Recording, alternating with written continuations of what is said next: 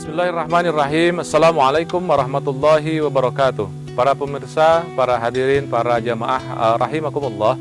Pada poin ke-17 dari buku The Power of Syukur ini, kita akan berbicara tentang satu spirit untuk menjadi ulil albab.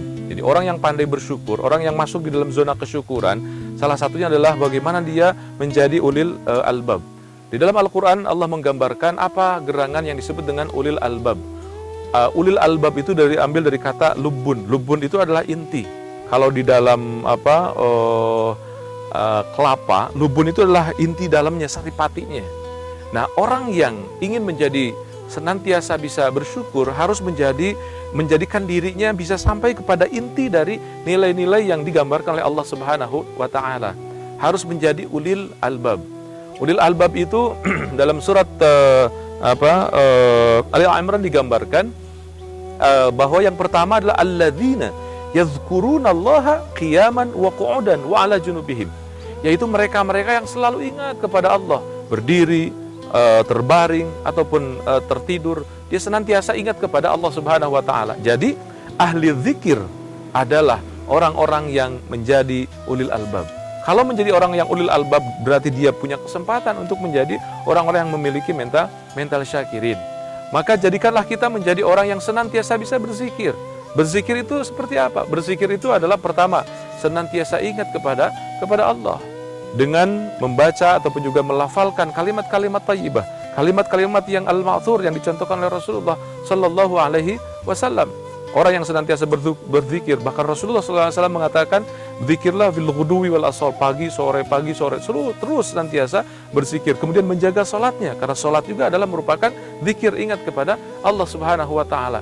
Dalam kondisi sakit, dia selalu ingat kepada Allah, dia selalu berzikir, dia selalu melafalkan kalimat-kalimat yang senantiasa dicontohkan oleh Rasulullah Sallallahu Alaihi Wasallam. Dalam seluruh kondisinya, dia senantiasa berzikir, dia selalu senantiasa ingat kepada Allah Subhanahu wa taala. Dalam kondisi dia berdagang, dalam kondisi dia bertugas, dalam kondisi dia menjalankan seluruh kehidupan kesehariannya, dia selalu ingat kepada Allah dan dia merasa menjadi khalifahnya Allah. Itulah orang-orang yang senantiasa berzikir, orang-orang yang senantiasa ingat kepada Allah. Bukan hanya orang yang setiap selalu pegang tasbihnya saja, tidak harus dengan tasbih. Yang penting senantiasa ingat kepada Allah dan selalu membasahi lisannya dengan zikir kepada Allah, memancarkan kalimat-kalimat thayyibah. Kalimat yang paling baik senantiasa dibacakan oleh Rasulullah SAW adalah diantaranya adalah al-baqiyatus shalihat, subhanallah walhamdulillah la ilaha illallah Allahu akbar. Kemudian diri dan jiwa pun senantiasa bersyukur. Yang kedua, ulil albab itu adalah wa yatafakkaruna fi khalqis samawati wal ardh. Dengan kalimat tafakkar, bukan yufakir, tapi tafakkar menggunakan tasydid. Artinya ini berusaha semaksimal mungkin untuk aktif berpikir. Tidak hanya melihat apa yang ada, tapi dia berpikir aktif, dia tafakkar. Dari mana, kemudian seperti apa, terus digali, otaknya syaghal, otaknya difungsikan, otaknya diberdayakan, maka ia tafakkar. Maka orang yang berpikir itulah orang ulil albab. Berzikir kepada Allah dengan cara berpikir aktif untuk senantiasa bisa menggali potensi yang ada dalam ayat-ayat kauniyah.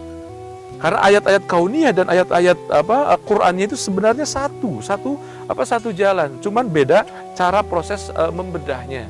Nah, dua potensi tadi, pertama adalah potensi untuk senantiasa kita dalam kondisi selalu berzikir, dan yang kedua selalu berpikir, selalu bertadabbur, selalu memikirkan dan selalu aktif memikirkan dan juga menggali seluruh potensi nilai-nilai sehingga sampai kepada satu titik, yaitu ketauhidan kepada Allah Subhanahu wa taala. Maka itulah cara Allah menjadikan kita masuk kepada zona kesyukuran, yaitu bagaimana kita menjadi orang yang senantiasa bisa memiliki spirit berzikir dan menjadi orang yang senantiasa bisa berpikir. Kedua-duanya di covering untuk masuk kepada ketauhidan. Maka akhirnya adalah dia selalu berdoa, Rabbana ma khalaqta hadza batila subhanaka faqina adzabannar. Tidak ada yang sia-sia, semua adalah merupakan merunut kepada skenario yang Allah jalankan. Betapa indahnya ketika kita sampai kepada keindahan yang Allah gambarkan kepada kita, hasil kita mencari dengan berzikir dan juga berfikir, maka ketauhidan menjadi inti dari ketenangan jiwa kita. Rabbana ma khalaqta hadza batila subhanaka faqina adzabannar. Assalamualaikum warahmatullahi wabarakatuh.